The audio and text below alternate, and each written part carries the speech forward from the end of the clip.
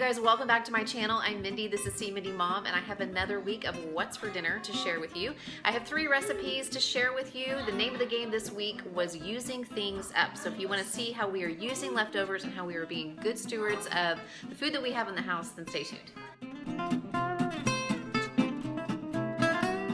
Okay, you guys, as usual, it's busy around here. It's actually Saturday night whenever I'm filming this intro. I did manage to get some footage throughout the week of things that I made. I just hadn't filmed an explanation of what it is that we're doing. But if you're new here, I'm Mindy, welcome, and I'm married to Daniel, and we have 3 children, ages 9, 6, and 5, and we keep things pretty real and pretty casual here on this channel.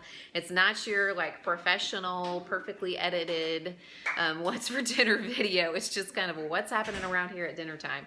So last week we had hosted a big group of people, and we had Tex-Mex that was brought in from a local restaurant, and we had a lot of that left over that we had in the freezer, and I really wanted to try to think of a way that I could use up some of those leftovers. And so I have a couple of nights of dinners where I was able to do that, and some pretty tasty dishes, if I do say so myself, including the discovery of a new slider sandwich that I personally really like, and I hope that I have an opportunity to make it again. And then tonight I'm working on something that's just using up some stuff in the fridge. And so we've just been trying to use things up going into the next week. So that's what I have for you guys this week. Stay tuned and see what it is that we made. Tonight I'm going to make some sliders with the leftover fajita meat, and my inspiration for these sandwiches actually comes from a sandwich that's on the Whataburger menu that I really like. I'm going to slice my rolls in half lengthwise, and then I'm going to top them with some of this Chipotle ranch dressing mix. It's going to give it that nice kind of Southwest flair.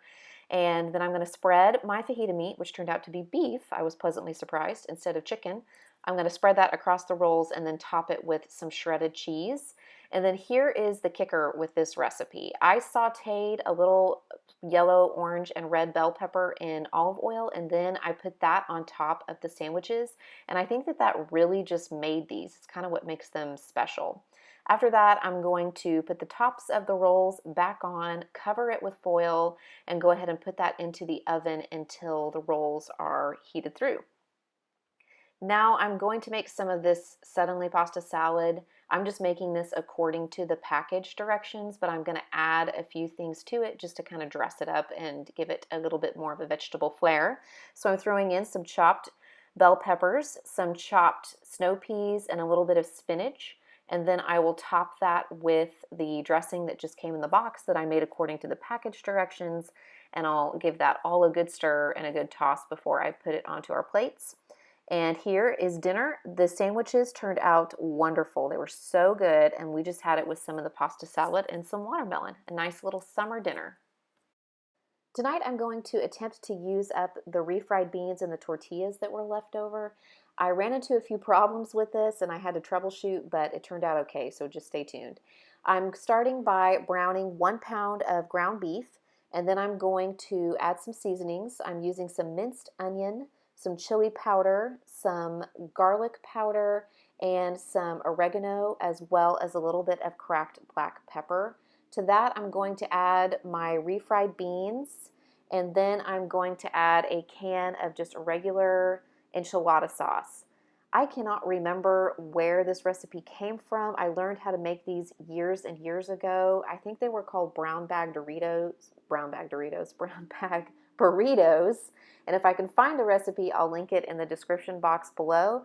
But I used to make these for the freezer because they were great for snacks and lunches and even breakfasts.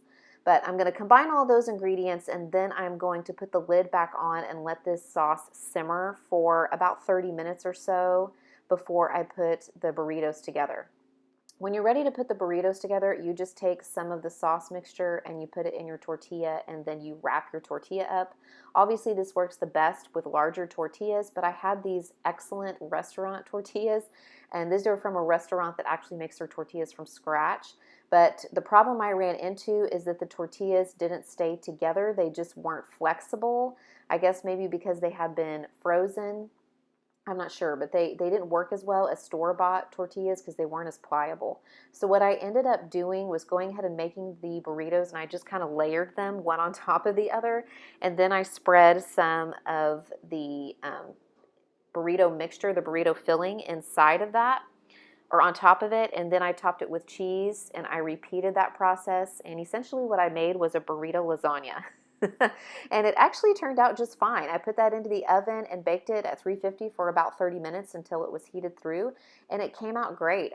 We all liked it, and I am still eating the leftovers from it. It was really good. But I did have enough of the filling left that I took some of my store-bought tortillas that I had on hand, and I was able to get a few freezer burritos out of this. But the lesson that I learned is that the restaurant homemade tortillas aren't going to be real great for this recipe, that just the regular old Mission store-bought tortillas are probably the best. So when I make those, I make them and roll them in a paper towel and then some foil, and then I just put them into the freezer, and then I can take them out whenever I'm ready to eat them for lunches. Okay, you guys, it's Saturday, and I am in the kitchen. Was looking for a way that I could use up some hash browns that I've had in the freezer for a while, and I also wanted something that used milk and eggs because I had those things in the fridge and they were going to expire in a few days. And so I found this recipe on plainchicken.com. I've been using that website a lot lately. I've tried several recipes from there. And it's basically, you know, a breakfast casserole that uses all of those things plus some cheese and some sausage. So I'm going to try that out tonight. Basically, I have just browned some sausage. I used just some Jennie-O turkey sausage and added a little cream cheese.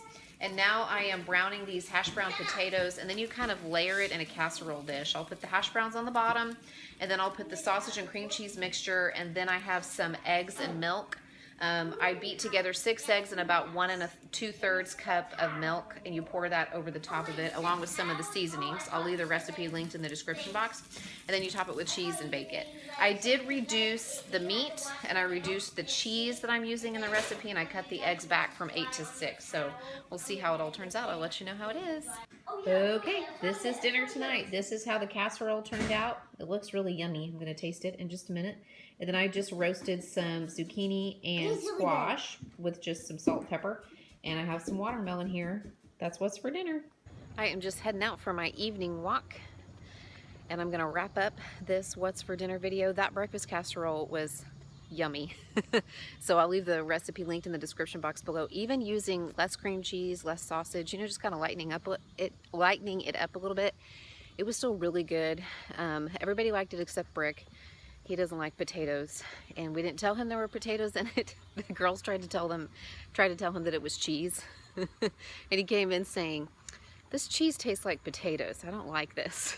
So we can't pull one over on him, but there's still a lot of it left, which is great because we can have it for actual breakfast tomorrow or for lunch. So I think it would probably freeze well too. I may freeze a few portions of it for later on, but that's what I have. That's what's for dinner this week. You guys are using stuff up in our freezer, using up leftovers, using up stuff in the fridge, just trying to be good stewards of what we have.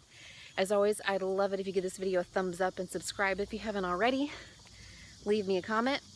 And check out my video that's going up tomorrow. I am hosting my first collab. I'm hosting for the first time, and it's going to be really cool. I've got a lot of great channels participating in it.